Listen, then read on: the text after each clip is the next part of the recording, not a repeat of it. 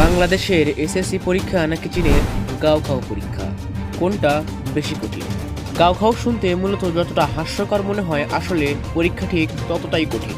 SSC পরীক্ষার্থীরা মনে করে যে তাদের পরীক্ষার মতো কঠিন পরীক্ষা বুঝি আর নেই, কিন্তু সেটা যদি চীনের গাওখাও পরীক্ষার সাথে তুলনা করা হয় তাহলে আমরা কখনোই পেরে উঠব না। কারণ যেখানে আমাদের সব প্রশ্ন আসে বইভিত্তিক, সেখানে চীনের গাওখাও পরীক্ষায় সব প্রশ্ন আসে যুক্তি ও কৌশল, বিশ্লেষণ ক্ষমতা ও বাস্তব জীবন ও সমাজ সম্পর্কে, যা বইয়ের সাথে তেমন মিল থাকে না। সেখানে লিখতে হয় নিজের মেধা দিয়ে, যেমনটা আমরা রচনা লেখার সময় লিখি। অন্যদিকে আমরা যদি আমাদের দিকে নজর দেই তাহলে দেখব যে আমাদের সব প্রশ্নই আসে বই ভিত্তিক, তবে সেখানে সৃজনশীল থাকলেও সেটা থাকে শুধু নামে। সব প্রশ্ন প্রায় বই থেকেই আসে। এখানেই শেষ না, যেখানে আমরা এসএসসির প্রস্তুতি নেই 2 বছর ধরে, সেখানে চীনের গাওখাও পরীক্ষার প্রস্তুতি নেওয়া হয় প্রায় 9 থেকে 10 বছর ধরে। এই পরীক্ষা নির্ধারণ করে যে পরীক্ষার্থীর ভবিষ্যৎ কি হবে। সে কি সরকারি বিশ্ববিদ্যালয়ে পড়বে, নাকি বিদেশ যাবে, নাকি তার জীবন ধ্বংস হবে।